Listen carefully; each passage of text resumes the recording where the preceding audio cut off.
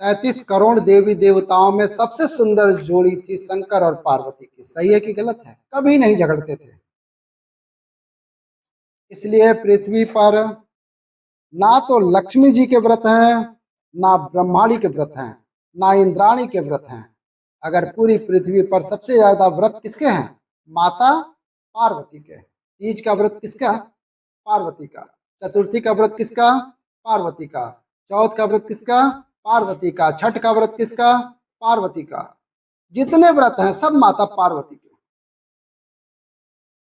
लक्ष्मी जी का कोई व्रत है क्या? अरे बोलो तो। ये तो लोग करते हैं वैभव लक्ष्मी का व्रत। ये पुराना व्रत नहीं है, ये तो अभी अभी हम लोगों ने चालू किया है। कई लोग अमावस्या के दिन, दिवाली के दिन व्रत कर लेते हैं। हमारे शास्त्रों में उसका भी प्रमाण नहीं है। वो तो तुम लक्ष्मी के चक्कर में भूखी रह जाती हो, व्रत करती हो, दिन भर भूखी रहेंगे तो लक्ष्मी जल्दी आ जाएंगे। शास्त्रों में इसका कोई प्रमाण नहीं है। कहीं सरस्वती का कोई व्रत है क्या? कहीं ब्रह्माणी बसंत पंचमी के दिन व्रत रहती हो क्या? केवल एक व्रत है माता पार्वती का। क्यों नहीं है? लक्ष्मी का व्रत इसलिए नहीं है क्योंकि माता लक्ष्मी ने भगवान नारायण को श्राप दी थी। जब लक्ष्मी जी श्रृंगार कर रही थी, इतने में भगवान विष्णु आ गए और भगवान विष्णु ने लक्ष्मी जी का मुंह देखकर हंस दिए। इतने में लक्ष्मी को क्रोध आ गया। इसलिए लक्ष्मी जी को क्रोध आ गया, हे नारायण तुम मुझे देखकर हंस रहे हो, इसलिए मैं तुम्हें श्राप देती हूँ, तुम्हारा सिर कट जाए और तुम्हारा मुख घोड़े का मुख हो जाए। भगवान नारायण को घोड़े का मुख लगा, इसलिए हैग्री अवतार भगवान विष्णु को मिला। ये लक्ष्मी का श्राप लगा, इसलिए लक्ष्मी का कोई व्रत नहीं है। ब्रह्माणी ने ब्रह्मा को श्राप दिया था पुष्पक राज की भूमि पर। जब पुष्पक राज की भूमि पर यज्ञ हो रहा था, ब्राह्मणों ने कहा ब्रह्मदेवता मुहूर्त निकलता जा रहा है, जल्दी यज्ञ में बैठो। ब्रह्मा जी ने नारायणी से कहा, ब्रह्माणी से कहा, ब्रह्माणी जल्दी चलो, सरस्वती जल्दी चलो, यज्ञ में बैठना है। ब्रह्माणी ने कहा अब भी आई तैयार होकर। ब्रह्माणी तैयार होने में लगी रही, बहुत समय निकल गया, मुहूर्त निकलने लगा। ब्रह्मा जी से ब्राह्मणों ने कहा मुहूर्त निकल रहा है। ब्रह्मा जी ने कहा करें क्या? इतने में ब्राह्मणों ने कहा तुम बताओ करें क्या? ब्रह्मा जी ने कहा जो आपको लगे करो। ब्रह्मा जी के लिए गाय को पकड़ के लाया गया और गौ माता को खड़ी करके गाय के सामने वेद ध्वनि करना प्रारंभ किया। जब वेद का ध्वनि हो गया तो गायत्री को प्रकट किया गया गाय के मुख से।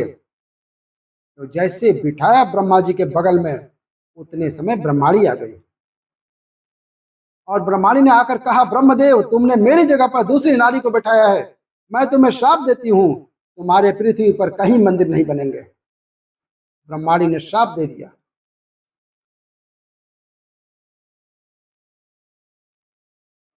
कहीं पर मंदिर है ब्रह्मा जी का? केवल एक जगह है पुष्पक में, जहां पर यज्ञ करा था। तो ब्रह्माणी ने ब्रह्मा को श्राप दिया था, लक्ष्मी ने नारायण को श्राप दिया, इंद्राणी ने इंद्र को श्राप दिया और एक माता पार्वती ऐसी थी जो कभी ऊंची आवाज में बात नहीं करती थी। इसलिए पृथ्वी पर सबसे ज्यादा व्रत माता पार्वती के होते हैं।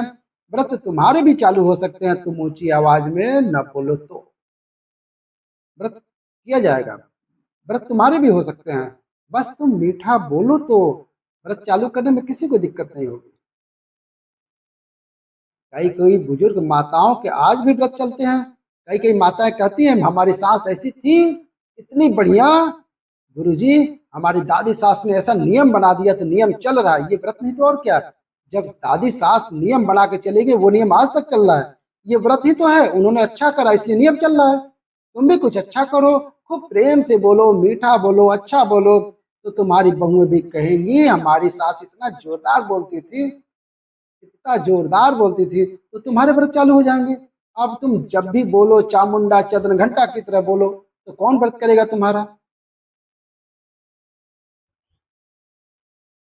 बस कथा का यही अंत करते हैं। कैसा लगा हमारी कथा? कैसी लग रही है? अच्छी लग रही है तो प्यार से लाइक करें और चैनल को सब्सक्राइब करके बेल आइकन दबाएं। कमेंट में हर हर महादेव जरूर लिखें।